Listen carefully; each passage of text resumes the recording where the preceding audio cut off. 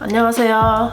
지금 날씨가 너무 추워요. 제가 보통 하루에 6시간, 7시간 자면 아침에 뻘떡하고 일어나는데 요즘에는 일어나질 못하겠어요. 저 어제는 8시간 이상을 잔 것 같아요.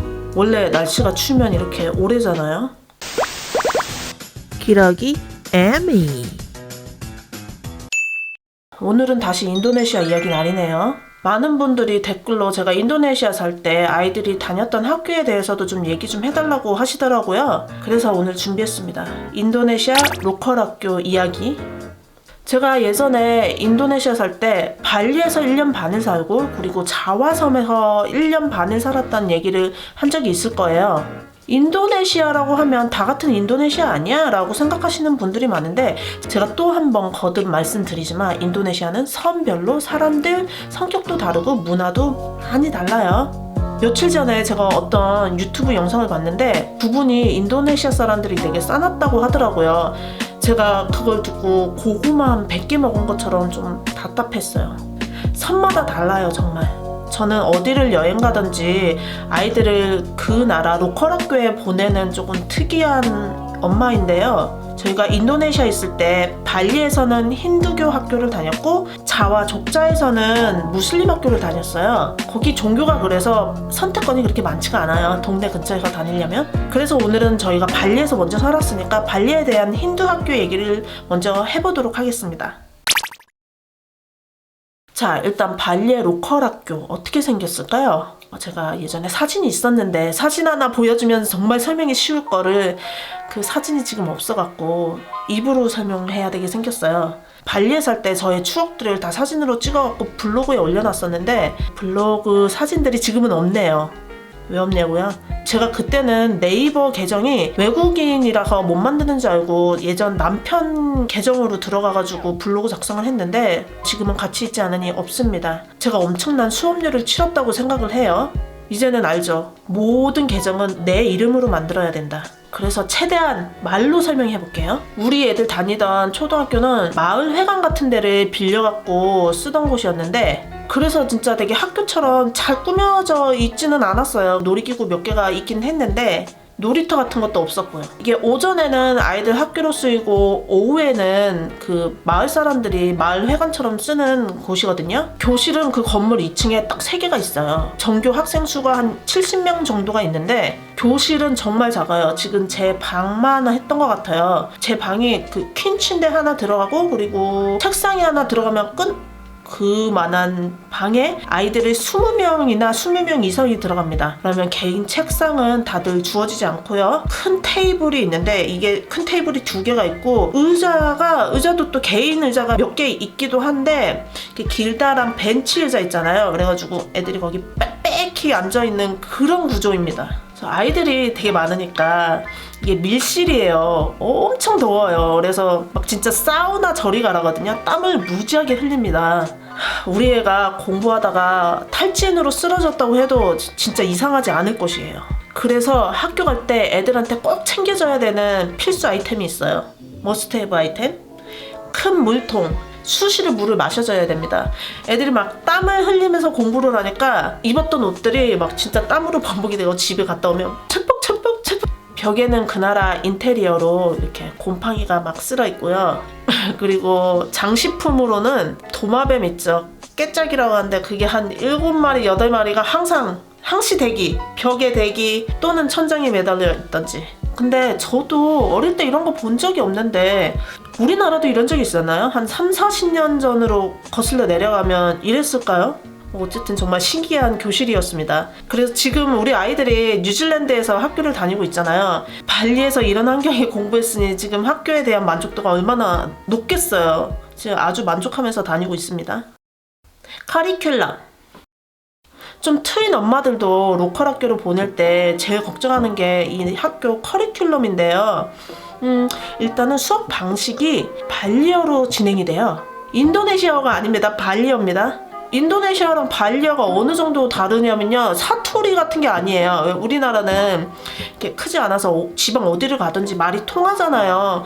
근데 조금 사투리가 어렵다고 칩시다. 못 알아들었어. 그래서 좀 설명 좀 해주시겠어요 하고 물어보면 그분들이 좀 알아듣기 쉽게 다시 대답을 해주시죠. 하지만 발리아와 인디언은 이 정도가 아니에요. 저희가 만약에 한국에 살다가 중국을 가면 중국말을 아예 못 알아듣잖아요. 이 정도거든요. 요즘 젊은 애들은 발리어, 인디어를 다 알아듣는데 조금 나이 드신 분들은 인디어 아예 못 알아들으시는 분들도 많아요. 발리 사람들은 정말 발리어만 쓰더라고요. 근데 다행히도 우리 애들은 발리를 먼저 왔잖아요. 그래가지고 발리어를 알아들었어요. 그래서 이제 학교를 입학을 하고 인도네시아는 그 학교에서 배우기 시작했죠. 여기 커리큘럼은 수학 공부가 비중을 많이 차지하고, 그리고 종교 공부, 인도네시아 공부 이걸 많이 하더라고요. 여기는 월요일부터 토요일까지 학교를 가는데요. 왜 우리도 그러지 않았나요? 국민학교 때? 이게 퐁당퐁당으로 하루는 체육복 입고 학교 등교, 하루는 교복 입고 등교, 막 이런 식으로 돼 있어요. 그리고 매주 토요일에는 종교 수업을 듣는데 아닷, 제사복을 제대로 갖춰 입고 가야 돼요. 수업 시간. 이 수업 시간 정말 재밌더라고요. 여기 발리 사람들이 정말 일찍 일어나거든요. 막 새벽 4시, 5시 이렇게 일어나요. 그래서 이 학교가 7시에 시작을 해요. 그럼 저 같은 경우는 일어나자마자 급하게 애들 밥 먹이고 학교로 부랴부랴 데려다 줘야 되거든요. 근데 진짜 이른 시간에 대체 누가 왔을까 해서 딱 가서 보면 전교생이 이미 다 와 있어. 정말 부지런들해요. 그리고 오전 11시에 끝나요. 왜냐면 또 11시부터 오후반이 있거든요. 계속 이렇게 오전반, 오후반.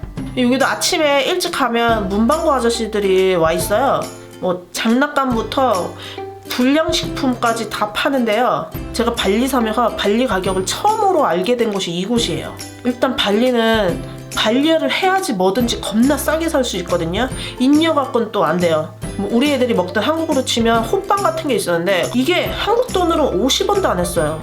외국인의 한 100분의 1 가격은 될 거예요. 자화섬에 살 때도 거기가 그렇게 싼데도 50원은 아니었거든요. 한 2배는 더 냈던 것 같은데 발리는 이런 것 같아요. 외국인들한테는 최대한 돈을 빨대꺼비가 쫙 빨아먹어요.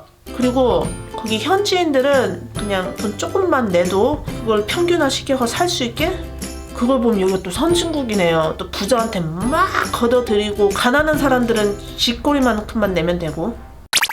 제사 수업.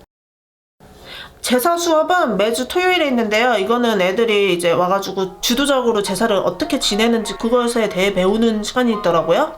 우리 애들도 뭐 향 피우고 물 떠서 홀리워터 만들고 뭐 그런 거 했었어요. 발리 사람들이 물 사용할 때 홀리워터 되게 민감하시더라고요. 제가 나중에는 장난으로 누군가가 물을 주면 항상 물어봤죠. 이거 무슨 워터야? 홀리워터야? 홀리워터 아니면 나 안 마셔?